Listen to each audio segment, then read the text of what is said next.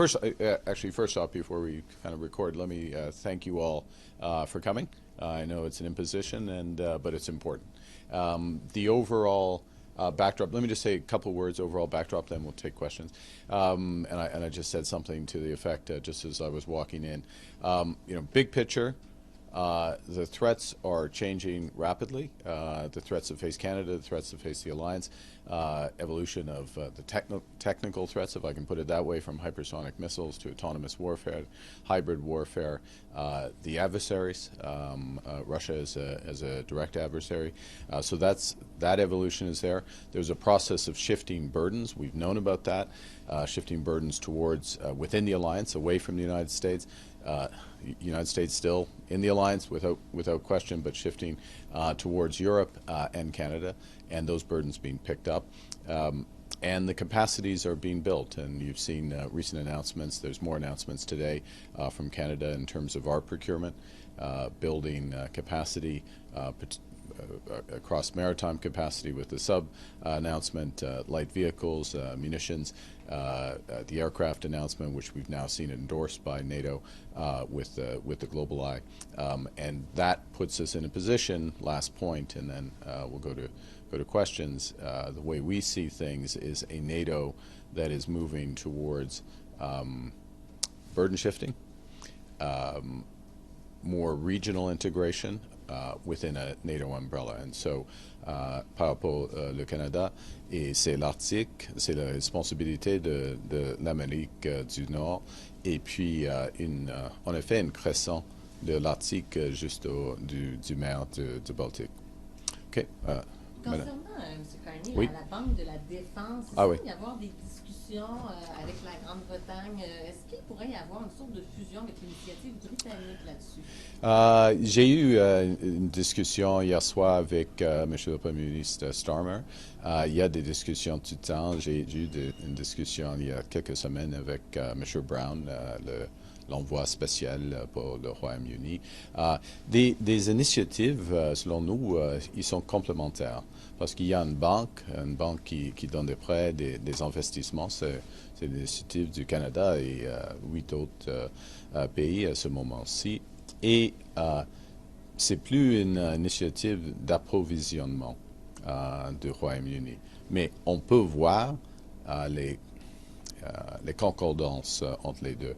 Parce que si on a l'approvisionnement prévisible, c'est plus facile de financer des petites et moyennes entreprises, par exemple. Alors, il y a des discussions. Je suis sûr que les discussions vont intensifier sur cela, parce que c'est une alliance, au fond.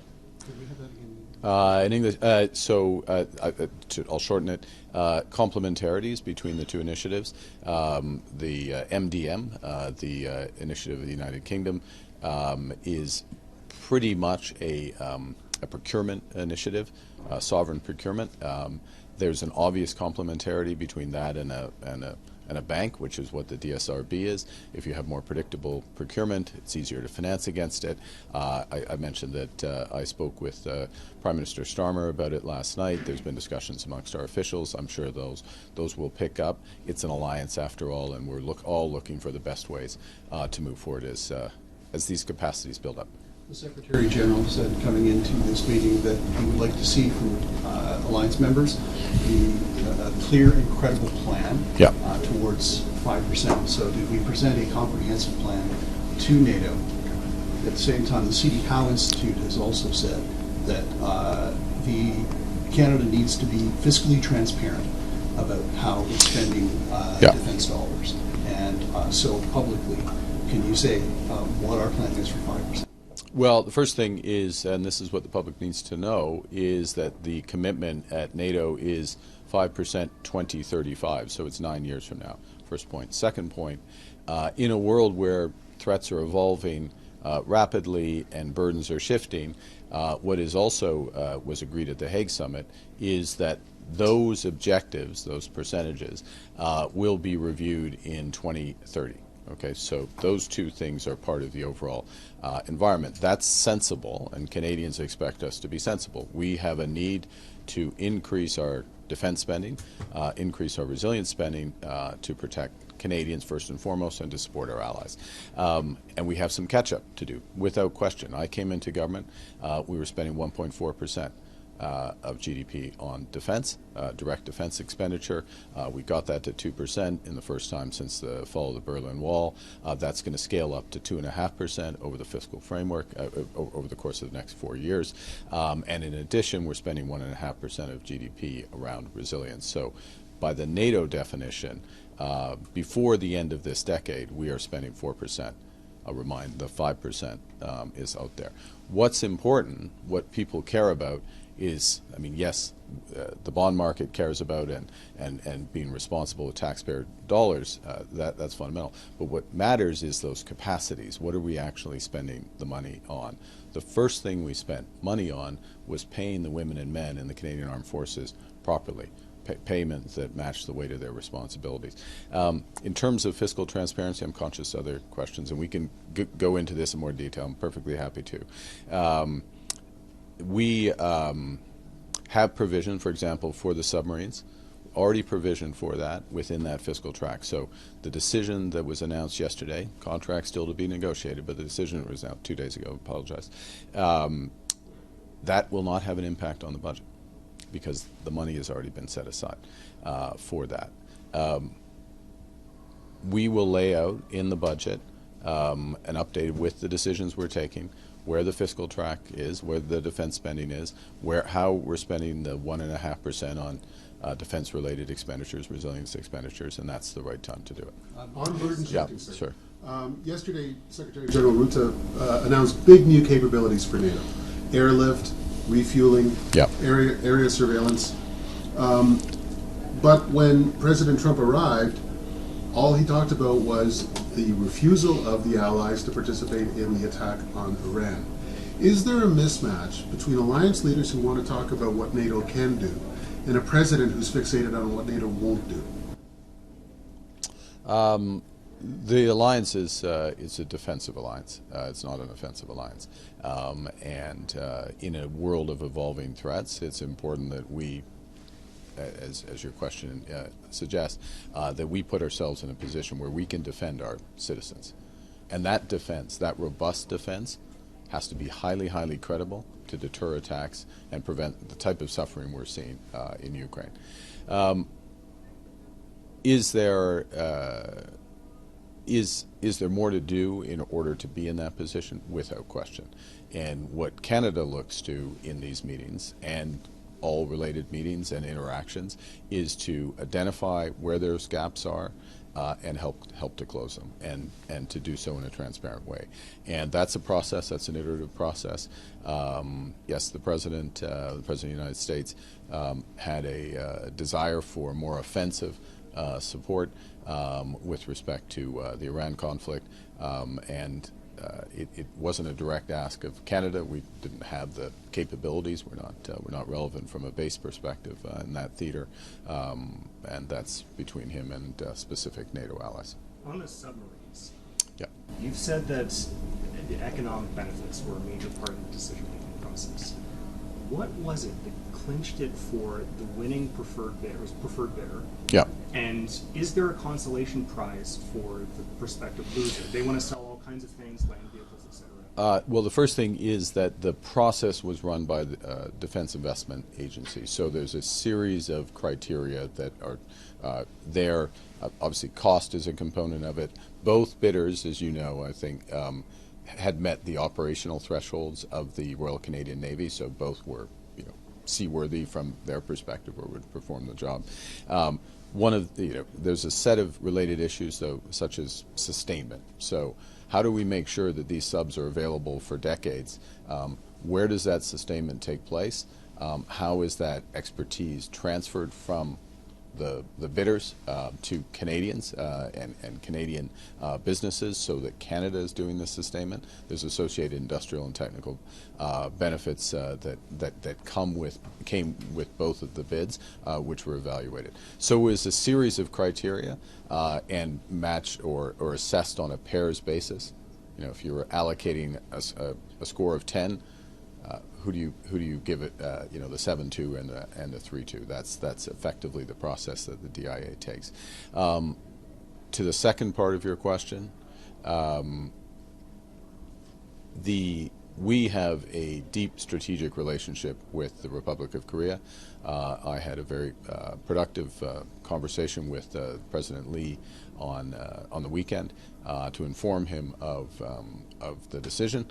Obviously, he was disappointed, but the conversation immediately pivoted at his initiative to a series of issues around AI and technology risks and how we can continue and deepen our cooperation there. We picked up on that conversation. We had a long bilateral here yesterday.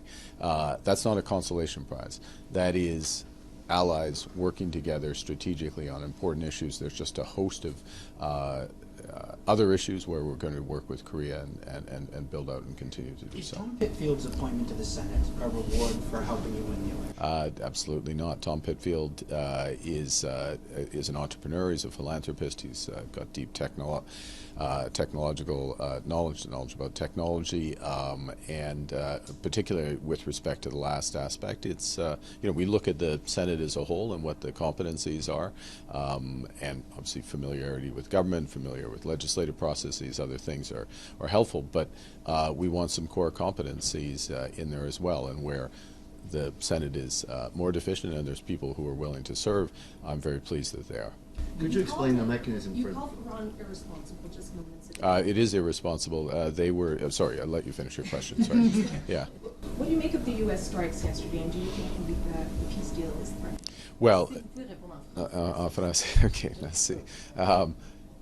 Ok, c'est une situation avec, on commence en français, c'est une situation avec un cessez-le-feu. Okay? Il y a un cessez-le-feu, c'est pas parfait, mais ça existe.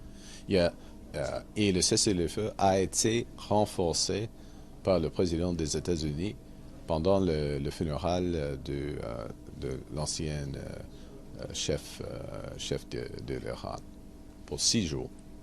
Et pendant cette période de deuil, où l'Iran est en deuil, l'Iran a attaqué le Qatar et l'Arabie saoudite plusieurs fois. Ça, c'est irresponsable. C'est pas correct du tout, mais ça c'est irresponsable. Alors, il y avait une réponse des États-Unis et c'est pas joli, mais c'est correct. Alors, oui, la situation est fragile. Le Canada veut que tous les pays impliqués vont renforcer, vont réinstiller le cessez-le-feu. In English, if I may, this is a situation where we had a ceasefire as part of the peace deal that had been reinforced by the U.S. President during the 6-day period of mourning for the late Ayatollah Khamenei. And during that period, Iran attacked multiple times. They would call targets, we would call infrastructure assets in Qatar and Saudi Arabia, and threatened shipping again. That's irresponsible. It's not right, and the United States has responded as appropriate to look to stop this behavior and put in place at least conditions to reestablish the ceasefire. So, as I said in French, it's evidently a fragile situation. You talked to Trump on Sunday? I did, Sunday, yes. You said he was in a good mood. He didn't sound like he was in a good mood. Is this that? He was in a good mood at dinner last night as well. Okay, so I mean, I'm publicly not he his. comes and he says, right, come on, I'm going to pull out. Or is this performative from your perspective? I'm not asking you to criticize him, but the public sees two very different things, and then you say he's in a good mood and all's fine with the spending. Well, you added that. Yes. You did. So I'm going to call you on that. Look, I think the president, as did President Obama, which I just said to someone else, is looking for a shift of the burden within NATO. That's appropriate. That is happening. That's gaining momentum. That's part of the point I made to President Trump when we spoke a few days ago, is that it's not just he's winning the argument, he's won the argument. Countries recognize that they need to take more responsibility, see the direct threats. Now, the question for NATO, and part of what we will discuss and part of the point I will make in the room with my 3.5 minutes of time, so which is about a quarter of the length of my normal answer, I know, so I apologize. Is that those shifting burdens are going to be, in our view, most effectively done, obviously with greater capacity. We have to spend more, we have to build these capacities, that's what we're doing, but in ways that recognize the regions in which we operate. So for Canada, North America, obviously, up until now, NATO has said, well, North American security, that's your problem. Well, North American security, and particularly Arctic security, and remind everybody that, you know, we've got 15% of the world's coastline. Arctic security is not a flank, it's a front. With the shift in the threats, and Russia is a direct adversary. So spending there and coordinating, not just Canada, but Canada, the Nordics, Canada, Germany, Canada, France, Canada, the Baltics, that crescent is vital for NATO. So that's where the discussion, in our judgment, needs to go, and that is where the planning is going, in our view. We'll do a last question. Yeah. Just for the non-bankers among us, would you explain Things like that. Could you explain how the Yep. bank would make purchases, big-ticket items like submarines in the future, cheaper for the Canadian taxpayer? And is it able to do that as currently constituted, or does it need to grow further and get new members? Well, I think, so first thing is you look at the membership of the bank. Let me give a specific example, which I think answers both parts of your question. And let's look at Ukraine, which is one of the countries that would be a founding member of the bank. I think everybody knows, and it's increasingly understood with a greater degree of specificity, granularity, is that in tragic circumstances, this war since 2014, Ukraine has made tremendous advances in drones and autonomous warfare, in the integration of those capabilities. That is relevant for everybody.